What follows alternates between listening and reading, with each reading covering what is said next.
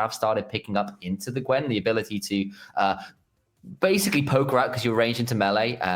You can be pretty aggro early. You can force her to use the Hallowed Mist in inopportune moments. You can stun her and run away relatively well as well. And then on top of that, you can just go into the Hallowed Mist and press R and go, fine, you put down a Thunderdome. Let me show you what a Thunderdome really is, and like brings the lightning. So you have got some options there into the Gwen, even if she does scale so exceptionally well as a champion. Yeah, and the team fighting as well from McKinnon is just incredible. Granted, V3 don't have a great team fighting composition necessarily, but hey, every little bit helps, right, when you're in the full scrum of it. Now, I have been informed by our host here, Brackish Brit, that Caitlyn does not have 100% ban rate anymore. In game 1 of today, she actually was neither picked nor ban initialized, and I'm shocked to hear that, honestly. That is actually quite intriguing, but it means neither team was feeling comfortable with it. And, there is something to that, because playing to a Caitlyn does warp your draft. It means you have to play a particular way.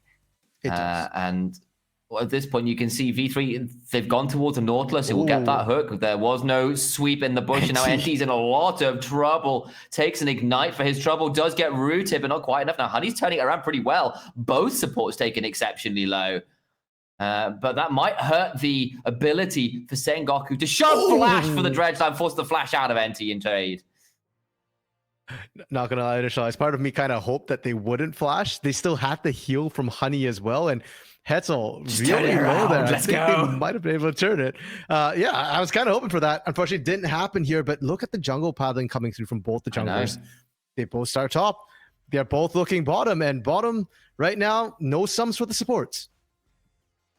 Yeah, Once is going to just head over towards that Grump, get the heal off that. Might then look back towards the blue buff. May be able to look for that early-ish gank. Poppy still, of course, over on her Wolves. Means that she's going to be on a slightly slower rotation. But you can see why both junglers are pathing towards this lane. Caitlyn, such a lane-dominant champion. But you're into a Jhin plus a Karma. Karma is one of the most lane-dominant champions out there. And it's definitely meaning the control of this wave has been relatively back and forth. Instead, she's going to look towards the mid lane gank instead here, potentially. But Eugeo, of course, we've been told he's changed his name pronunciation a little bit, making things quite difficult. Okay, they're looking at it's back again. Both junglers going to try and get something. That's a decent use of the Abscond of Douglas. Scatter the week gets one final Q. Might land. Can't quite make it work. And that does mean there is no resonating strike to follow up on. And both ganks don't work out there. Initialize, this is one of those head-scratching moments I have a little bit when I saw the pathing. I was thinking, Once is brilliant here. All our attention's focused on this bot lane, and Once is saying, no, I'm going to out-mind game you. I'm not going to the bot lane. I'm going to go mid. And then he steps up from the bush, and that kind of spoils everything there, because now Eugeo knew that the Lee Sin was nearby, but still, despite knowing that, Syndra still pushed out once again. That had me scratching my head. Why? You knew you weren't safe in the bot side gank. Honey and Enty, if you don't have your jungler there, you've got to assume that, hey, we might be the focus. Didn't respect that. Ended up having to blow the heal. So in dress code has actually had to back there a little bit in opportune moment. It does mean that they're going to lose a little bit of that wave to turret. That does mean a slightly better reset for Honey and Enty, but of course they are down those summoners you called out. And that could be problematic in terms of being able to get a kill in lane, even if they don't necessarily have the shove as easily as you might have in other Caitlyn lanes. Quick one as well. Actually, I say a quick one, but we're looking at a potential mid-roam here that won't turn into anything. So I will say this one is we have gotten word from Eugeo, who was formerly known as Eugeo, that he'd like his name to be changed and how it's pronounced. It's been changed over the years a little bit, and I think there was some issues with he wanted to change his name, but then he joined the league and couldn't get the name changed, so he had to stick around with it. So as it stands, the pronunciation as we understand it from down the pipeline, down the grapevine, is Eugeo. So don't get confused. That is actually still the same player. It's just a different pronunciation after some conversations between Japanese members of the press and casting team with the player themselves. Oh, man, I hope this is one of those situations where the players kind of trolling with everybody with your name a little bit. And he might be. He did apologize to the casters, and I'm hoping that I understand. Is like, look, thank you for apologizing to us, but at the same time, like, I'm hoping this is what you actually want to be called, and that will be nice as well, because when you do get to choose your name for something like this, is nice to have people get it right. As I managed to hit my wrist on the desk and cause myself a lot of pain. What is my problem? I got too excited, man. Yeah, I was going to say, a little too excited. Name change there. We did practice hard to make sure we could actually pronounce it. You might still hear me fumbling, but you know that we tried here. Now, Jet and Hugo here kind of going at it, and Jet has to be careful. Level 6 is not too far away here. Not a lot of mana for Yu-Gi-Oh! Though, so that means it's not going to be the easiest time as Kennen took a bit of a chunk somehow, some way there. There's no ult pop by Powers or anything, so that does mean it's just going to be the reset in, and that is with the Hextech Alternator being allowed, so not a bad back anyway, so going to come in and feel pretty happy about it. Unsurprising, we're seeing an AP build. AD Kennen is a thing of seasons past these days, and looking at another little look in here from one who's going to get a hold of this blue buff. And Lee Sin is a champion that is synonymous with this player. When once was at his best, he was doing unspeakable things on Lee Sin with the likes of Yuumi and stuff supporting him. I remember a 9-1 Lee Sin game where he absolutely demolished everybody in front of him when he had, it would have been Proud's Yuumi backing him up. And it is a champion which gives him playmaking, gives him early aggro, things that when once has been good, he has definitely made his own. Yeah, and I'd be very impressed if once can go 9-1 again into this Poppy Kennen style of team. But hey, you did it once. Maybe you can do it again here. Now, bot side, we do see that Honey and NT were able to roam out here to help up. And we did mention that, hey, it might be a little bit hard for them to get kills, but they don't have to get kills. This is not how this bot lane works. When you're up against a Caitlyn, and like you said, Caitlyn warps the draft, she warps the game. Your Caitlyn has to win. And a win for Caitlyn means being up significant amounts of CS. I'd say 20 to 30 coming out of your laning phase. And ideally, you need to take a turret as well. Right now, Dress Code is achieving neither of those. Is actually down a little bit of CS here and has not threatened that turret whatsoever. So Honey and Enti, while being even, are actually ahead of the game. And that was the big deal, right? You picked the Nautilus. That's not a Lux. That's not the Karma, of course, which Enti got a hold of. You're not matching range supports. And it has meant that even with a little bit of gank assist and some, early summoners blown, you haven't turned it into a kill, which is what you could do with that lane. Instead, you're kind of trading, well, I've got Jim plus Karma, which means they definitely do have the wave clear they need to match us. So I can't shove up to tower versus just the Caitlyn, who, yes, is pretty good at shoving wave, is pretty good at being powerful with her early range advantages, but isn't going to necessarily get as much out of it as she wants. As Paz fire a little bit there going forwards the Honey fruit, but it will be V3 roaming up for an early herald. But Sengoku Gaming bringing all forces over here. Honey with the curtain call available could definitely make this one a difficult one. Down to 1500 HP. Tries to get the keepers very secure by Unica, but what about the fight?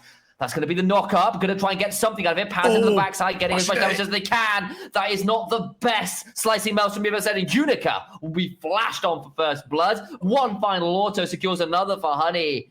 And Sengoku Gaming punished the rotation for Herald. Yeah, V3 going for the Herald, I think, was an okay play there. The problem is you needed an exit strategy. And I thought Washide's job was to try and zone everybody out, just put down as much CC as possible, but ended up just trying to chase Honey down, and that did not work out. We've seen similar things before. You need to know your role in these fights, and in that fight, you're the exit strategy. If you mess up your part, people can't escape, and Washide died, but he wasn't the only one to go down here. We get the replay onto this, and Unica did a great job zoning out once, but like I said, just watch this slicing maelstrom positioning here. There is beautiful 3-4-man stun, and so it wasn't even Honey that Washide went after. They went for NT and an exit right there. Like, no, you need to die for your team. If not, you die on your own and your team suffers. There's a mantra E, that defiance comes through, and suddenly you're not at one item here. There's nothing like a shadow flamer even to kind of like cut through to help with the kind of punishing shields. I won't call it necessarily pure anti-shield. You don't have the damage there to 1v4 as a cannon at this point in the game, and with everyone else kind of zoned out, it just didn't work out. Yes, you have the Herald. You're not that. You are 2,000 gold down though as a result of some of those plays, and you've got a kill onto this Jin, which is a bit scary. You got to kill onto the Silas, who might otherwise have had a bit of a difficult time. And suddenly you're feeling a little bit wary for V3's chances in this game, despite some early pressure options with the range discrepancies in all of their lanes. Yeah, and as we saw in game one today, Initialize, even if you've got the Herald, it doesn't necessarily mean that you're going to get a lot out of it. No. You might only get, the 2 plates. And I'm looking right now, none of the turrets have even really taken chip damage for the most part. All full 5 plates here. And unfortunately for Dress Code and Hetel, you'd want to drop it there. You'd want to try and force something. But Honey and Enti have been playing so defensively this entire time that there's been no opportunity to even look for that kill threat in this bot lane. Yeah, because the thing is, you don't necessarily need to shove up here as this Jhin Karma. You just need to keep the Caitlyn away from your tower, and they've done that one just fine. They're up in CS. In fact, they've got that back off we called earlier. It came at the cost of Honey's heal, but it got them the wave advantage, and they're doing pretty well as Paz just being obnoxious, and you saw once was hanging around in that bush to make sure there was no opportunities to counter gank there as Paz was shoving out, and Sengoku with pretty strong control of the river, pretty strong control now of their lanes, pretty strong control in terms of the CS, feeling more and more comfortable in this game. And actually, Honey's going to be able to get themselves a plate down in this bot side, which is not what I was expecting necessarily into a Caitlyn. No, not at all. Especially it's every time we look down to the bot lane, it's Dress Code and Hetel just kind of shoving up. So it feels like every base Dress Code and Hetel have taken, Honey and Anti are able to get in there, get that chip damage down, which has just not been answered by Dress Code and Hetel on Honey and Anti's back. Now, Herald being dropped kind of early here for Prio at the Dragon. They're trying to lock Jet down here, but they've lost the inside track, and once is still there, Herald will be cleared out, and V3 is not really going to be able to capitalize on that Herald they fought so hard for. Maybe looking back in minutes, Jet did go in, but there's a Keeper's Verdict coming down now, which is making life a little bit difficult. Stolen Keeper's Verdict in turn to make things a bit difficult. The Steadfast Presence has gone down already. Aego staying about alive has started throwing down some of those spheres.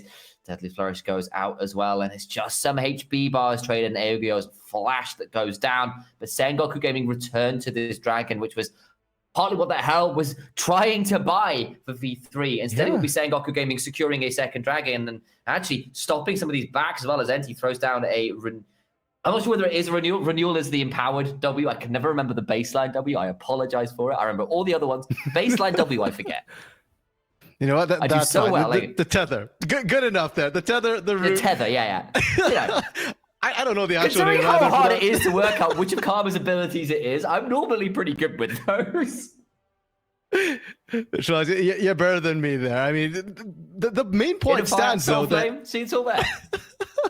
that Enti is able to zone out on their own here, and I did want to highlight that in that entire fight, V3 burned every single ultimate to make that happen. Oh yeah, and you're right. Sengoku didn't. They literally just hijacked. They used that, and the needlework. 2 ultimates got used for the entire engage. So V3 could not even look at that Dragon. Dragon's Rage was up and available. If Unica even walks in, you just kick that Poppy right out the same way Poppy kicked you out of the Herald pit. And that's my problem I'm having with V3 right now is they're laning. They're down in CS in every single lane.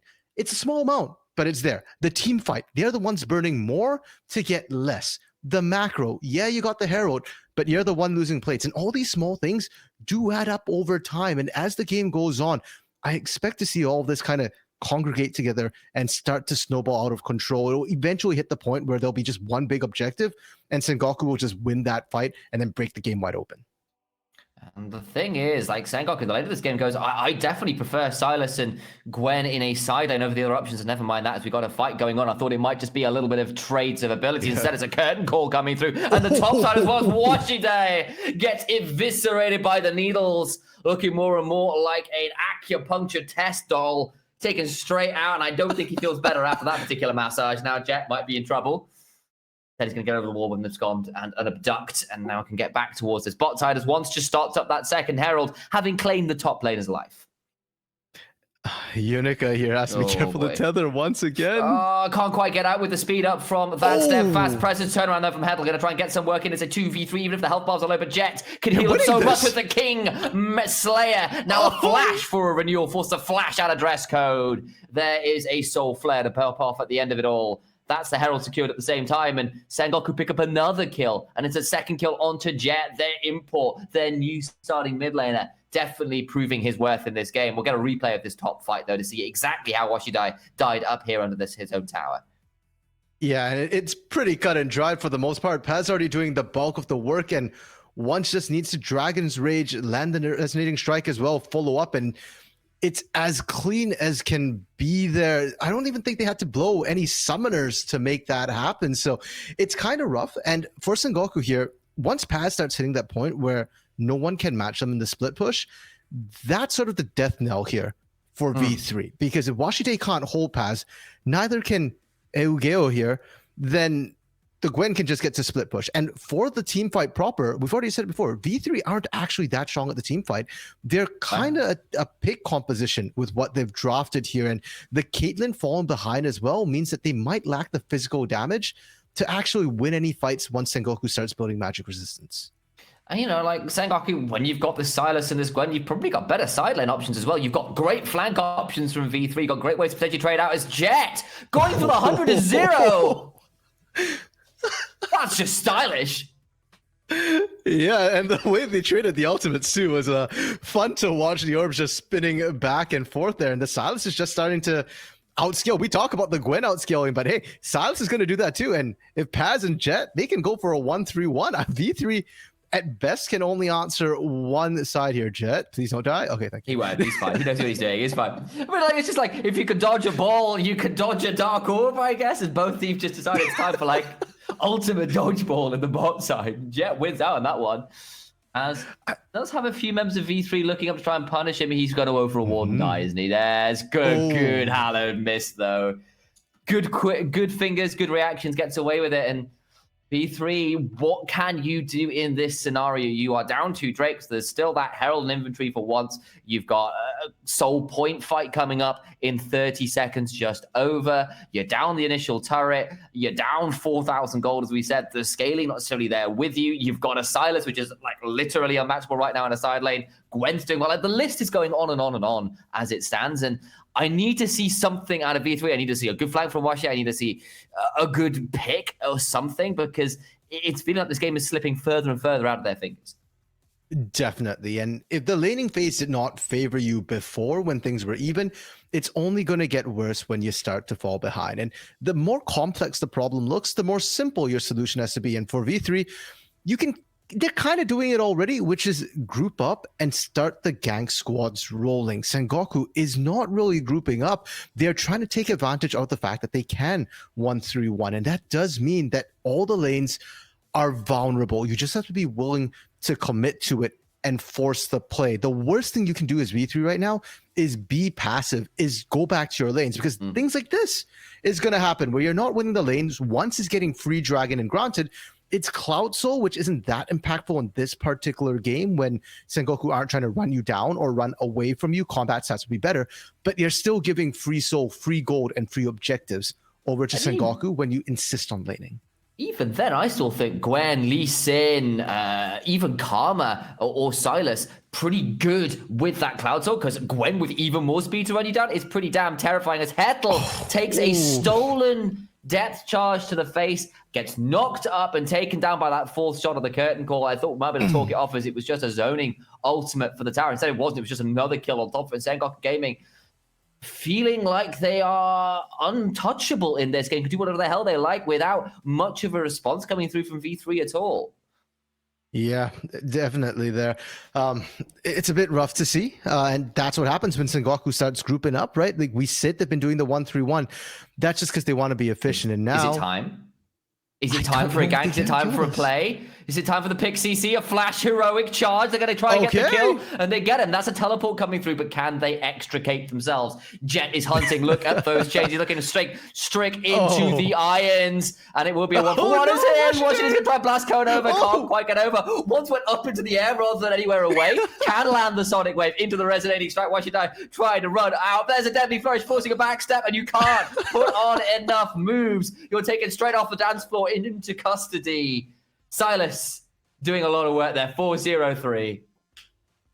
But initial eyes, V3 are on the board. They're on the board. It's true. It's not a completely perfect game. They did get the initial Herald. They did get a kill. They could take that home to the bank. Yeah, baby steps, right? You got to start somewhere. It's kind of rough, but they did find the kill. Now you need an objective, and all 3 turrets are actually primed for the side of Sengoku. They are all kind of low here, and there are a lot of objective bounties. And if you can do this once to Paz, you can do it more than once. And it's not just Paz. If you find Jet on the side, you can do the same thing as well. V3 are not so far out of it that they can't make any moves. It's just that the cost of their moves are going to be fairly high. And in this case, it was a 2-for-1. Kind of rough, yes, but if you're falling behind, I think you still take it, especially if there is a bounty. I don't think there was one on Paz, but hey, other people do have bounties.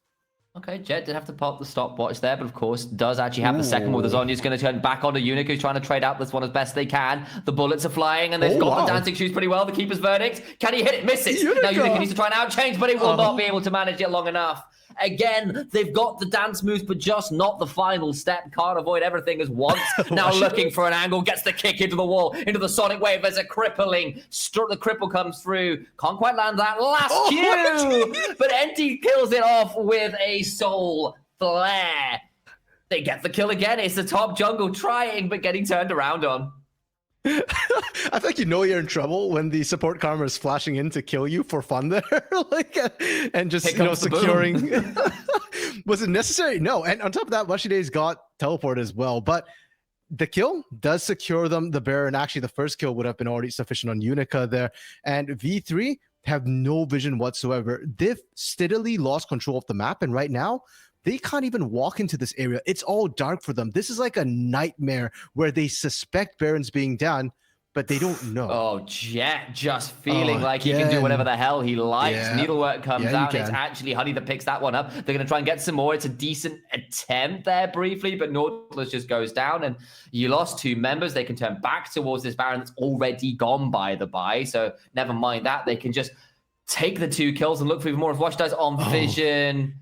They've got flashes. There's a depth charge stolen. Watch out, trying to get out with that rocket belt. He'll come in for even more. And he just murders him. It's straight cold-blooded murder.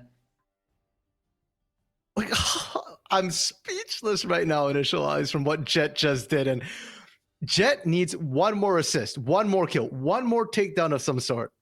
And he's got a fully stacked Mitch Eyes. I mean, that book is looking more and more like Deathnote right now. Like, he's basically gone, is your name L? Can I write it in here? And it appears like literally everybody is someone else to be cleansed from the world of Summoner's Rift in the name of the almighty Jet. Oh, my goodness. Okay, well, Jet is the one person who didn't go back and base and buy. So I'm curious how much gold he has in his pocket. It's the same play! Warthog kick into the wall in the side lane has just been once his entire modus operandi in this game. Can I just point out, Paz didn't even get the assist.